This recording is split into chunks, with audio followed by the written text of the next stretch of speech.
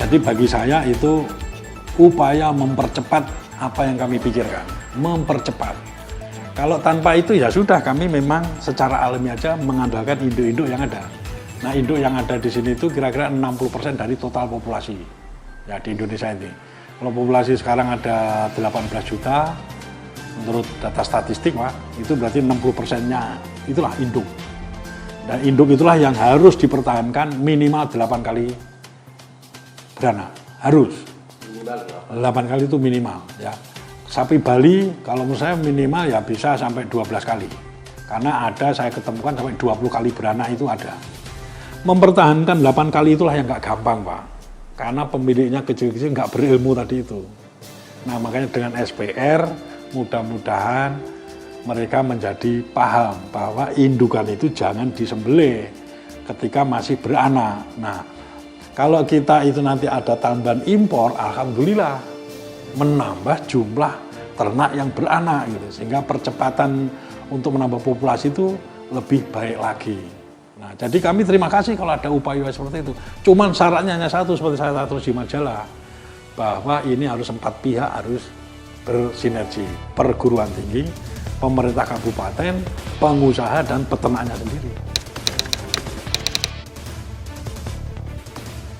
Masing-masing ketika indukan itu sebelum indukan datang, komunitasnya disekolahkan dulu. Siapa yang disekolahkan? Perguruan tinggi dan bupati, dimanapun itu. Nah, makanya saya bikin SPR itu di mana-mana, perguruan tingginya di mana-mana itu Pak. Supaya nanti Bupati Fakfak kerjasama dengan Rektor Universitas Papua. Ya kan? Nanti misalnya di Jawa Timur, Bupati Pasuruan cukup dengan Universitas Brawijaya.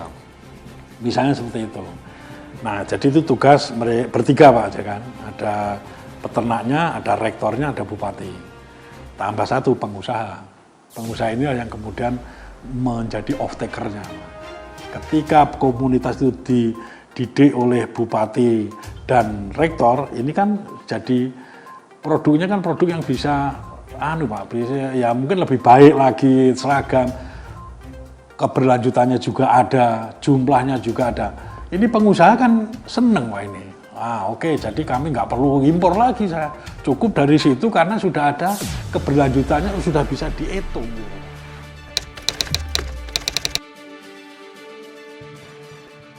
Mungkin akan berbenturan, tapi kami kan nggak urusan dengan importir.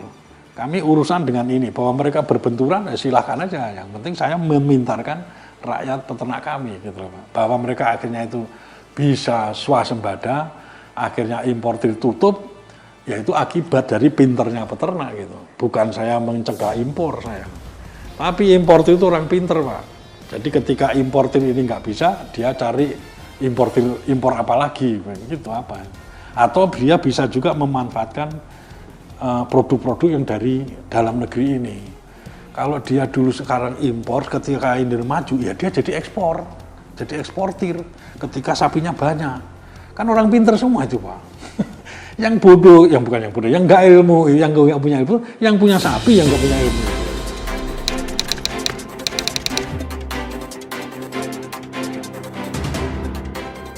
Suka dukanya hampir tidak ada Pak. Ya suka terus saya. Kenapa? Saya itu ketika ngajak saya harus ketemu bupati. Bupati, kami punya program memintarkan peternak. Ya, harganya cuma segini ya Pak, nggak mahal ya Pak. Insya Allah kami akan buat peternak ini menjadi pengusaha kolektif berjamaah. Dan pemerintah daerah punya kepentingan untuk sangat sembada apapun. Iya, nah makanya bagi bupati yang mengerti pasti dia setuju Pak Mulano gitu. Bikin salah satu contohnya Kabupaten Sigi itu. Nah itu ini barusan orang tamu tadi mau ke sini itu orang Sigi itu yang saya temui itu. Itu diperintah bupatinya untuk bikin SPR yang kelima itu Pak. Karena bupatinya paham betul ini bagus. Ya ini bagus Pak. Nah jadi saya sangat sukacita ketika ada bupati setuju menyelenggarakan SPR. Nah ada kalanya saya datang ke bupati sampai 3 kali nggak jadi-jadi. Apakah saya sedih? Nggak sedih Pak saya. Saya hanya berdoa mudah-mudahan bupati itu dapat hidayah gitu. Karena untuk apa saya marah, untuk apa? Karena wong ini saya tuh berbagi ilmu gitu dan terus kemudian peternak jadi nggak tahu menjadi tahu. Jadi bodoh menjadi dari bodoh menjadi pinter. Dari nggak banyak kenalan jadi banyak kenalan. Jadi semua itu perubahan dari jelek menjadi baik. Itu saya lihat sendiri. Kan seneng Pak saya Pak. Jadi nggak ada kata yang menyusahkan, itu nggak ada. Semua menyenangkan bagi saya.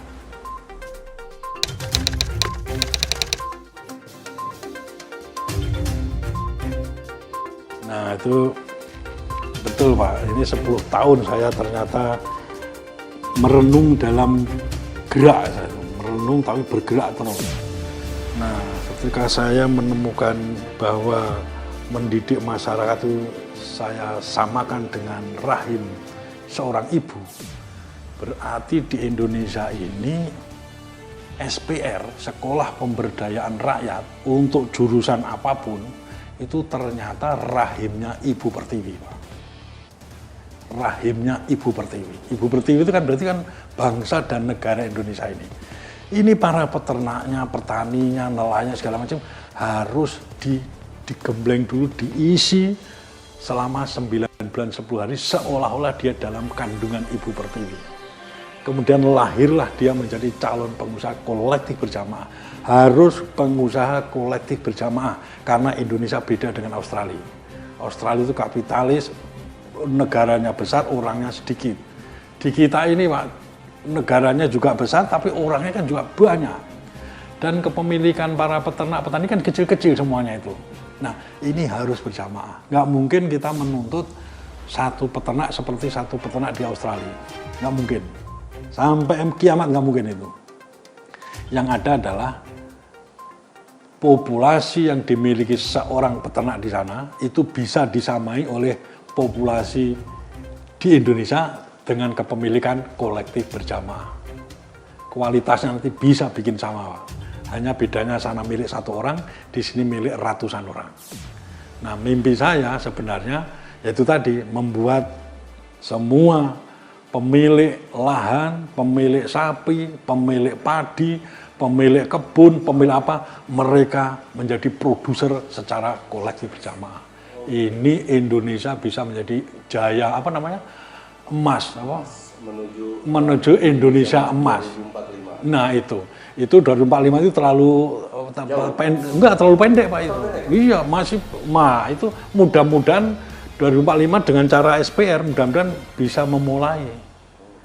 Kalau akhir enggak, 45 berapa tahun lagi, hanya 25 tahun. Kami mendidik mereka menjadi dari tidak ngerti apa-apa, menjadi mengerti berbisnis, itu rata-rata bagi menurut saya 15 tahun Pak, rata-rata. Itu 7.000 kecamatan itu dibikin gitu Pak. Jadi 45 terlalu pendek. Terlalu pendek. Tapi kalau pemerintah nggak melakukan apa yang saya lakukan, sampai kiamat nggak ada kejayaan emas. Kelihatannya aja Pak, ada kejayaan, ada kereta api bus, ada ini, ada itu. Tapi kan yang peternak apa orang-orang kecil pada mati Pak. Terus impor masih banyak. Ya kami nggak anti impor, importir perlu karena kalau masyarakat butuh pangan. Tapi ketika nanti peternak petani nggak disiapkan seperti yang saya maksud tadi itu, ya betul-betul habis Pak ini lahan Indonesia itu habis. Kelihatannya makmur, kelihatannya Pak, tetapi rakyatnya pada kehilangan lahan, kehilangan macam-macam Pak. Ya.